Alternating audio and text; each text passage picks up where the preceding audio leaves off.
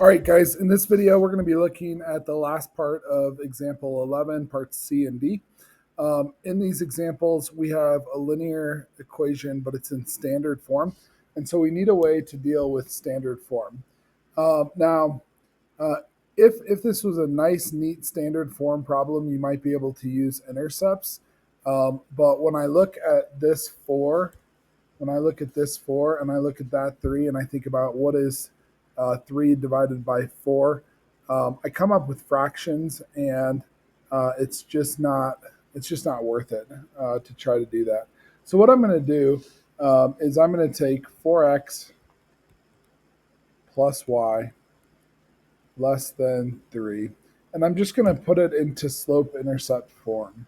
So I'm going to subtract 4x from both sides, bring the y down. So these are going to cancel out, and I'll end up with y not equals y is less than negative 4x plus 3. So now it's in slope-intercept form, and I can deal with it a little bit better. I see that my starting point is going to be that 3. So I'm going to put a dot at that 3. That's going to be the first dot that I put down. And then my slope is negative 4 over 1. And so I'm going to be going down 4 and over 1. But let's look at that inequality first. So that inequality is less than, not equal to. So I know it's going to be a dashed line. And less than tells me that I'm going to be shading underneath it or below. Okay, so I'm going to go down 4, 1, 2, 3, 4 over 1. I'm going to put a dot there. I'm going to go down 4 again because I can, down 4 and over 1 again. I'm going to connect these dots, and again, I'm going to use a dashed line. So again, I need to see that dashed line. And then I'm thinking that I'm going to shade below it, so I'm going to pick a test point. So again, this less than is a clue that I'm going to be shading below. But if I choose 0, 0, and I plug it in, 0 less than negative 4 times 0 plus 3, that negative 4 times 0 goes away, and 0 is less than 3. That is my proof. So I'm going to shade under the line. Okay, so that's going to be what it looks like. Now, it's probably important right now to go through how I'm going to grade this. So I'm going to give you 1 point for the graph. You have to know how to graph a linear equation. So if the line looks like this, that's great. I'm going to give you 1 point for the line. Did you dash it or did you make it solid, depending on the inequality? I'm going to give you 1 point for the shade,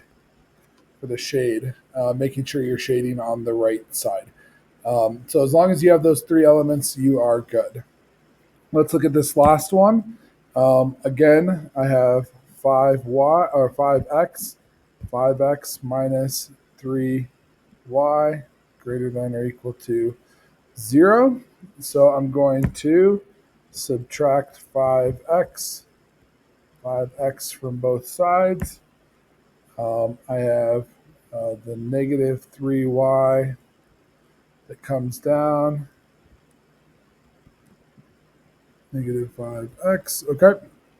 Then I'm going to divide by negative 3. Here's a rule. Whenever you multiply or divide by a negative number, you must switch the inequality. So if it was facing to the greater than, now it's to the less than. So we end up with y now is less than. Well, we have a double negative. We have a negative divided by a negative, so that's going to be a positive. So we'll have positive 5/3 x. And I don't see it on there, but my y-intercept is going to be 0. So I'm going to put my dot at 0. I'm going to go up 5 and over 3, going to go down 5 and over 3. And I'm going to put my line. Now let's look at the line. This inequality is going to be less than or equal to. So it's going to be less than or equal to. That equal to means that I think it's going to be a solid line, and less than tells me that I'm going to shade below. So we've got a solid line. Okay, we've got a solid line. The clue is that less than, so I'm going to be shading below. I'm going to be shading below. Oh, before we do that, let's do a test point. Let's do a test point at 1, -1. We'll plug that in, and I can choose any coordinate under there, but 1s tend to be pretty easy. So -1 less than or equal to 5/3 times 1. 5/3 times 1 is 5/3. And -1 is less than 5/3. That's our proof. And so we're going to shade underneath. So guys, that's it.